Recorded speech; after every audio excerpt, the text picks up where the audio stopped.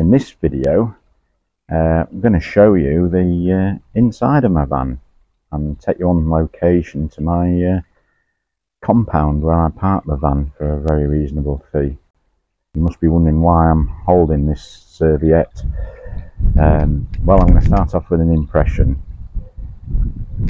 and here it goes. See if you can guess who it is. When I fall in love, it will be forever. Any clues? Nat King Cole. Sorry.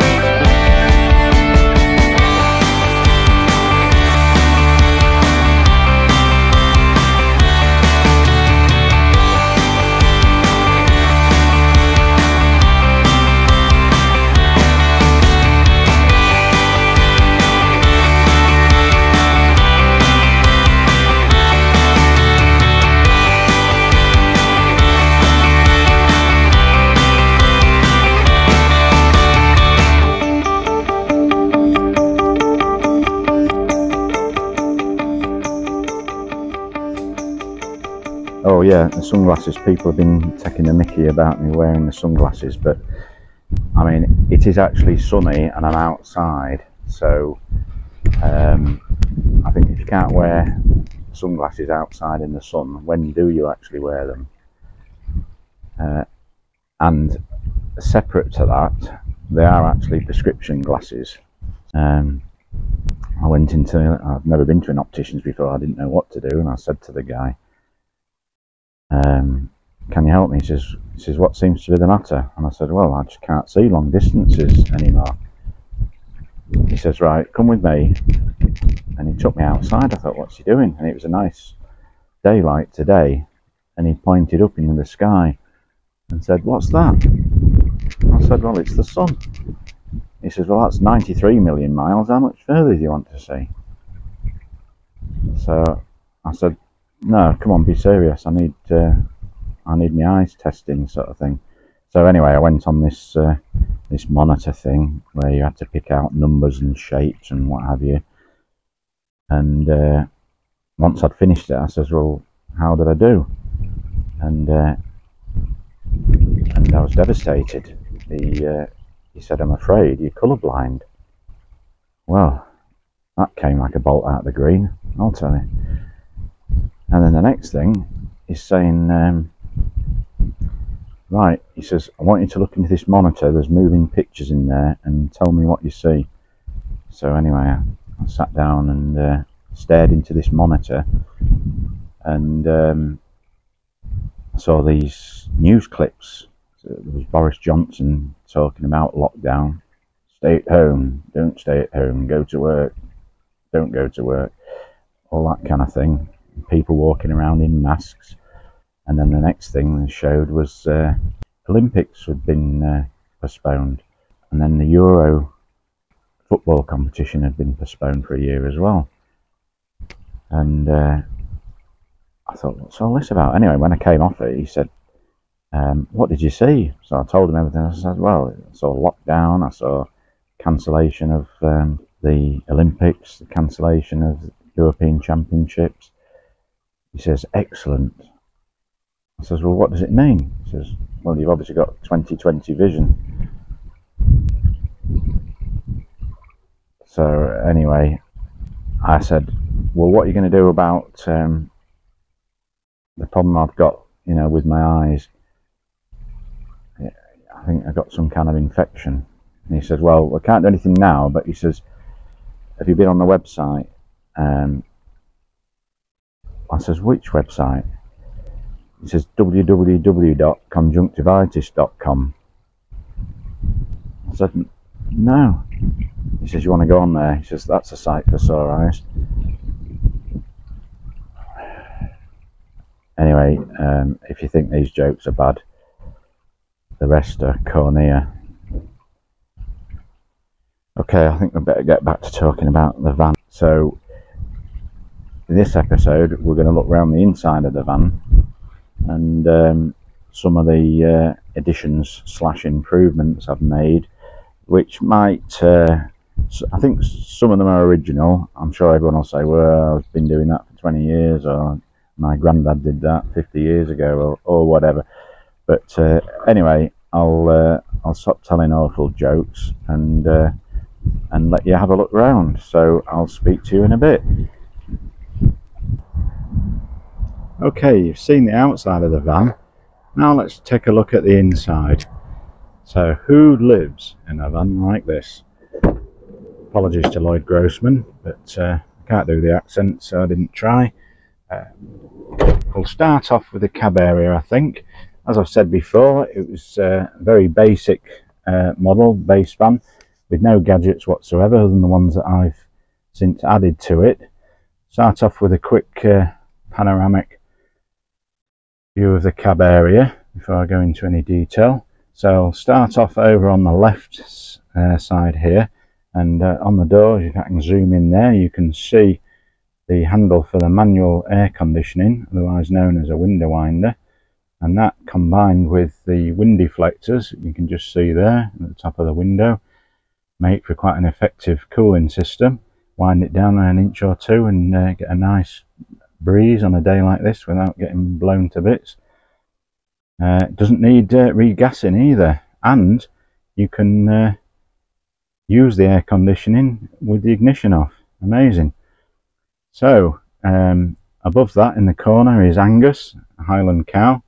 Strange name for a cow, but nevertheless, that's our mascot, which seems to be compulsory for all vans. I think it's the law. And we got him while we were attempting to do the NC500, which is another story for another video.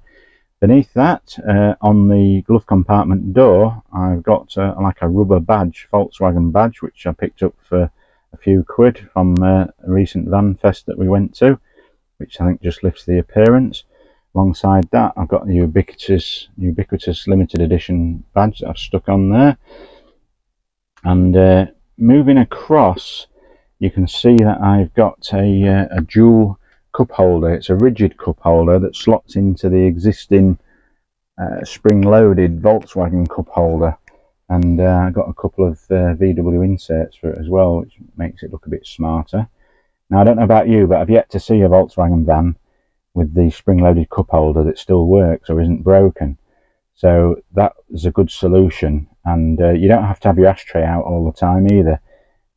It simply lifts out and fits into the door pocket, and then you can close it if you need the extra space or you're simply not using them.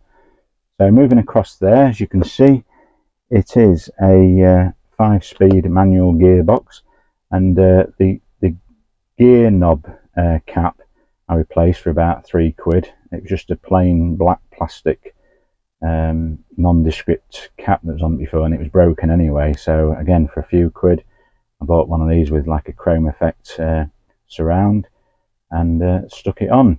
Now I prefer the manual to the automatic gearbox, so it's not a DSG gearbox, but it's what I call a CGY gearbox, which stands for change gear yourself. Okay, now above that I got fitted a new head unit. The van came with the original Blaupunkt audio cassette player, and I quite liked it. It had a bit of character, and I even started building up my audio cassette collection. And I went into a shop near where I live and said, it sells vinyls, which is all the rage these days. And I said, do you do audio cassettes as well? He says, yeah. And I said, have you got anything by the doors? He says, just a fire bucket and a blanket. Sorry about that. So yeah, I've got that head unit, which is all singing, all dancing. Got DAB radio, hands-free telephone, Bluetooth, Spotify, auxiliary plug-in, goodness knows what else. And very pleased with that, reasonable price, and got it fitted. And along with the sat-nav that you can see there, got them hardwired, because I hate sort of training wires.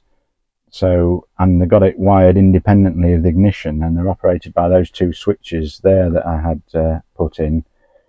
And the beauty of that is that when I've got the ignition off, if we're camping somewhere, I can hear music even without having to turn the ignition off, and they are wired to the leisure battery, so it's not even going to wear my battery down. So I was quite pleased with that. And the sat nav, I think, was 60 quid off eBay, 6-inch screen, just stuck on the dashboard there, internally wired, and really pleased with that. Also, at the same time, if I can show you in the glove compartment, we got a couple of, you can just see them there, USB sockets. That is the sat nav, and then there's a second one underneath it. So if you want to charge your phone, you can pop it in the glove compartment and forget about it, and you've got nothing on show, and you've got no trailing wires. So I thought that was quite a good idea. And moving across, I've got the steering wheel cover, which is leather, and it's black and sort of beige colour to match the seating, which I'll talk about in more detail on another video. And yeah, and if you look at the dashboard, you can see, I think you can see from there, it's now done 72,000 miles, which it's 6,000 more than when we got it. So we've used it quite a bit, which is the idea. Now, looking down a bit further, you can see I treated myself to a cab carpet. Now, originally I ordered a luxury one, and I was disappointed. I thought I sent the wrong one, because it's quite thin. And I contacted them, they said, oh, you need a prestige one. So I stumped up an extra 30 odd quid, and they sent me this, which I have to say I am pleased with. It's worth the extra money, because it's quite thick and feels quite luxurious. So quite happy with that. So that's about it for the cab area. Just out of interest, you may notice that because we had a swivel seat fitted in the driver's side, we had to get the handbrake reinstalled and had to get a new cover for it, because it's further down to allow the seat to swing over the top of it. So that takes up a bit to your space, and they're not cheap, believe me, but it's Hobson's choice, I think, with that one. So moving into the habitation area, while we're on the subject of carpets, I managed to get this carpet for the habitation area. I wondered for ages what sort of flooring I should have there, and I decided, although it's not the most practical, I decided I wanted carpet to give it that homely, comfortable feeling. And I went all over, went to B&Q, carpet shops, Dunelm. I couldn't get the right carpet. I mean, you can just get obviously a remnant piece of carpet, but I wanted a rug with all the edging. As you can see there, it butts up to the cab carpet, and you know, goes up to the edge of the where the door closes. So it's not exact match, but it's as near as damn it. And I couldn't believe it when I saw the dimensions. They're almost perfect for my cab, for my habitation area. Now I know they all vary, because it depends on the size of your kitchen units and your bedding and your seats, etc, etc. But I couldn't believe it. Not only was it the right dimensions, I had to do minimal trimming. There's a bit there that's where it just fell short, I had to fill in, but that's about it. The rest was just cutting a little bit here and there with a Stanley knife. And best of all, it cost me the princely sum of 18 quid. I couldn't believe it, so I snapped that up pretty quickly. Got a, I don't know if you'd call it a doormat, but obviously a big mat with the VW logo on, which I got from Fat Bob's Emporium while I was at a van festival, and gave me quite a generous discount, and seems to be good quality. Just finishes it off and saves your carpet when you first walk in with muddy shoes and grass on your feet and all the rest of it. So that's that. And now you may have noticed got that VW logo in the hole for the table stand. Now again, it's just one of my mad 5 minutes that I had, and because previously, as with most vans, you get like a plastic bung that goes in there to fill the hole when you're not using the table. Well, I happened to notice that some of the Volkswagen centre caps for the wheels actually are the same dimensions, which I think is 63mm. So for a few quid I thought I'll take a chance, and ordered one, and it was second hand anyway, and lo and behold, it was perfect fit, and I think that's looks quite nice. More interesting than just a black plastic or grey plastic bung, isn't it? So that was that. Moving round, fire extinguisher is the one that came with the van was about 3 years out of date, so I got a new one, which, and the cheapest I could find, believe it or not, was in Halfords. I think it was 20 quid, so I got one of those fitted straight into the existing holder. Pleased with that. Now, the my favourite purchase of them all, I think, is the seat organizer. As you can see, it's got the Transporter logo on, so it's tailor-made, so it's a perfect fit. And I think I got it while it was on offer. I think it was about 50 something pounds. A good tip on eBay, if you don't already do it, if you watch something and then leave it, most retailers will offer a discount after a day or two, so it's worth having just for the sake of waiting a day or two. So I think I got about 10 quid off that, 50 something quid, and really good quality and seems to match the seats well. Now what I keep in there, what makes it really handy, is in this main pocket here I've got the television, which is a nice, I don't know if you can see from there, that angle, a nice 16-inch television that slots in there perfectly. And let's see if I can get it back in with using one hand. And then in these top pockets I've got things like the remote control, as you can see, and the aerial and the leads, and most of the other pockets are empty, so very useful for storage. I think it looks, a lot of the organisers I find look a bit untidy and poor quality, but this is neither. So that's the TV. Now while I'm on the subject of the TV, you can see there got a bracket on the driver's seat where with an adapter the TV just slots onto there, and the beauty of that is that you can adjust the angle and height by adjusting the seat, so you can tip it backwards, you can lower it, raise it, you can even spin it around. Now it's on a swivel base as well, and that's what we use if we're sitting in the seat during the day if we want to watch TV. It's handy. And when I got the seats redone, I got them to feed the wires, as you can probably see there, through the seat, and they come out down at the bottom here. Just let me get these things out and I'll be able to show you. So I'm not sure if you can see there, but the power lead for the TV is there, which obviously plugs into the socket there, and that is an aerial plug, which I've got it sort of wide back to front, if you like, where it comes out of the TV and into the back of it, and then the aerial I just plug in there, and I'm able to put it wherever I wish, wherever I can get the best reception. So very pleased with that. And again, on the subject of TV, I think I'm obsessed with TV now.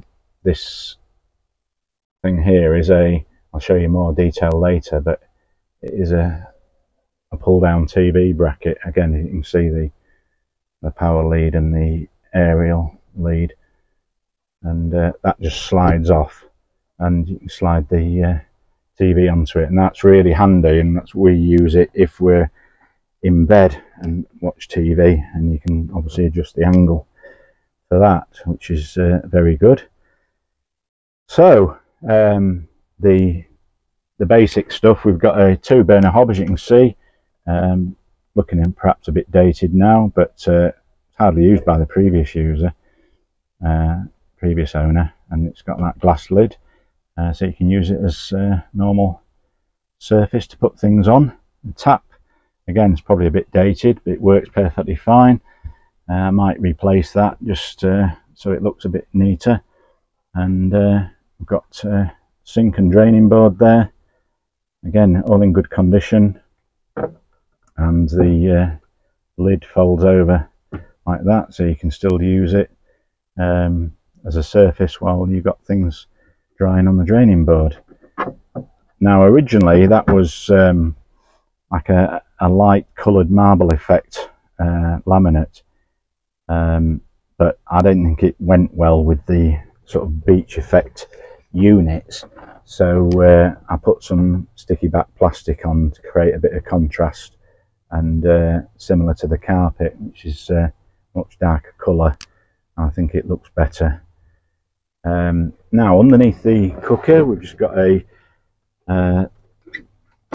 grill, so if you like your bacon or toast in the morning, that works perfectly fine. And underneath that, I think this is I've only ever seen them on leisure drives, but this is like a slide out drawer or table, so very handy, you know, if you can't be bothered to fiddle around putting your table up, you just pull it out, and it's quite sturdy. Put your cups on there, or even use it while you're preparing food. And it's handy because if you swivel one or either of the seats in the cab, you can use that as a table, because the table that comes with the van, it can't reach both the main seat and the cab seats, if you see what I mean. So that can be very useful. The fridge, the fridge that came with it was an old 3-way fridge, and it barely worked, so we had that replaced, and it was quite cheap, and seems to work absolutely fine, just like most of the compressor fridges. Got a freezer unit and a small area with shelving in it. Okay, now you probably noticed that Volkswagen badge. You probably think I've got a thing about badges, but fits perfectly between the trim, as you can see. A few quid off eBay. And while we're talking badges, see a camping badge, which I think is an original off a T2, which again was just a few quid. I just thought it just adds a bit of character to it. You'll probably notice there the control unit, which obviously has independent switches for the pump, the lights, and auxiliary, and got a main switch there for the battery, whether it be the vehicle battery or the leisure battery. It's all standard stuff, I know, probably a bit old-fashioned. It's all digital these days, isn't it? And there is the control unit for the gas heating. So one of the things that persuaded me to buy this van is, as you can see there, it's got a Propex heat source gas heater, which I don't think has hardly ever been used. I think the previous owner wasn't even aware it existed, but it works perfectly well. It can use a lot of gas in the winter if you've got it on all the time, but nevertheless you're very grateful for it. So that was a big plus when we bought the van, and that sits under the seating. You can see it better from the back, which I'll show you later. You can see the outlets for the heater there underneath the drawer. While we're down there then, I'll show you the drawer here. We've got the toilet unit, if I can just get it out with one hand, and we've got, as you can see, we've bought a cover for it. Put it in the wrong way around, I think, which is why there's nothing to get hold of to pull it out. While I struggle with that, yeah, just pull it out there using the, and yeah, so we've got a cover for it, which means that you can use it as an extra seat if you've got a guest in the van, and or simply as a footstool, because the top is cushioned.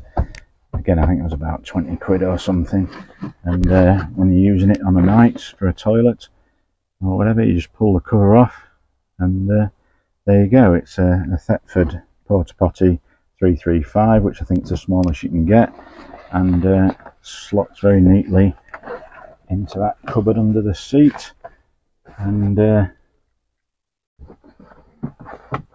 I think the cupboard is specifically designed to fit one of those in, so I'll just shove that in there for now. And in this drawer next to it is where we keep the toilet fluids and the special toilet paper, etc. Okay, now nothing exciting about the rest of the cupboards really. It's like one big cupboard really. The underneath the sinks where we keep our wash stuff normally, then there's a crockery, keep the gas bottles. We've got a spare gas bottle in case we run out, which we also use for the geyser shower. And again, it's the same cupboard really. We've got a first aid kit there, and here we've got a cupboard where we keep the table tripod, pans and tea bags, kettle, blanket, etc, etc. And then at the back there is the wardrobe where we keep our clothes. There's also a door you can access from the hatchback. Okay, now you may have noticed while we're looking round, got some shelving up. Again, that was another sort of bargain I picked up on, because I wanted some shelving, but I found the prices were frankly ridiculous just for some simple shelving. So I happened to be in B&Q one day, and they did it in this simple shelving, which fortunately seemed to pretty much match the units. So they only had one left, and so I bought that. I think it was 10 quid, I think, from memory, 50 centimeters long, and fitted that, and had to make sure that the lid from the cooker had the clearance, otherwise I'd have probably had it lower, and you can make more use of it, but it breaks it up because it's just a sea of grey carpet otherwise. And I got some individual artificial plants from B&M Bargains, I think it was, and velcroed those down so they don't go flying when you brake or accelerate. The van also came, I forgot to mention, with these blinds all around, which is really handy. Again, they might be a bit dated now, but they certainly do an effective job. Just roll the blinds, and you probably saw from the photographs I showed previously that the curtains that came with the van were a horrible yellow and white stripe. Well, I took those into a local shop who makes curtains, and they showed me some fabrics, and I chose this one, which seems to go well. Looks quite nice, and gave them the curtains, and they just copied them the same size and everything, did tie backs and all the rest of it. So I'm really pleased with those. I think they look quite nice. And yeah, and then we talked about the TV bracket before, which I'll show you in more depth later. Now the seating is again probably a bit old-fashioned, but I don't mind it actually. There's no headrests, so that gives you a better view in your rear view mirror when you're looking out at the back. Obviously it's obscured slightly by the bike rack, but the cushions are just Velcro cushions. As you can see, I got the logo stitched in to the seats when I got the leather seats done, but they all come off Velcro, and which has two benefits. Firstly, you can take the cushions outside and use them to sit on or lie on if you're sunbathing, if you wish. And the other benefit is if you remove them all and put the bed out, you've effectively got a van, so you can load things in without risk of damaging your bedding or anything like that. So it works for me. and got these cushions. Again, they were in Wilko's at 15 quid each, but I thought that seems a bit expensive, and they had plenty in stock. So I thought, knowing how Wilko's work, you wait a bit longer and they'll come down in price. And sure enough, about a month later, I got them for 10 quid each. And it's purely for the colours seem to match the style I've got in the van. Forgot to mention there, I got a cheap carbon monoxide alarm there, which I've stuck onto the units. And the shelving goes all the way around, because I eventually bought 4 more. So as I was pleased with the one that I bought from B&Q, I bought 4 more off the internet from B&Q. And at the moment we've got, as you can see, ivy and a garland of roses, and on top of the units we've got some artificial plants as well. They're all from B&M Bargains or Home Bargains or The Range or something. I think it just makes the van feel more homely and gives it a bit of character, and makes you easily forget that it's actually a van that you're sleeping in or sitting in. So I think that's just about it for the habitation area, and in the next video I'll talk about some of the I'll get the roof boards out and show you the what I've got up there, and lay the van out for night time, get the bedding out and swivel the seats and what have you, and see what you think. So that's it for now. Hello and welcome back. I hope you found that interesting. That was the interior of my van, during which I talked about the cooker and commented on how little it had been used, which seemed to be the way things are going. People rarely seem to cook for themselves these days when they're camping, usually rely on takeaways. We usually try and cook for ourselves, but last time we were out camping we were on a site and we got back a bit late, and we really couldn't be bothered, so we decided to order a takeaway pizza from the local village. Anyway, this pizza arrived, guy on a moped, reasonable price, quite nice it was too. So we thought that's not a bad idea, and but what we noticed was half an hour later the people in the next van to us, they'd ordered. This guy comes back on his moped, delivers them a pizza, and then after that the people opposite, believe it or not, they ordered one. And shortly after that somebody three vans down orders one. I couldn't believe it. This pizza shop, this takeaway, was doing a roaring trade. But I suppose that's what you call the domino effect. Yeah, okay. As I said before, we do usually cook for ourselves, although I have to confess it's usually my wife that does the cooking. Although I have had a go at it in the past.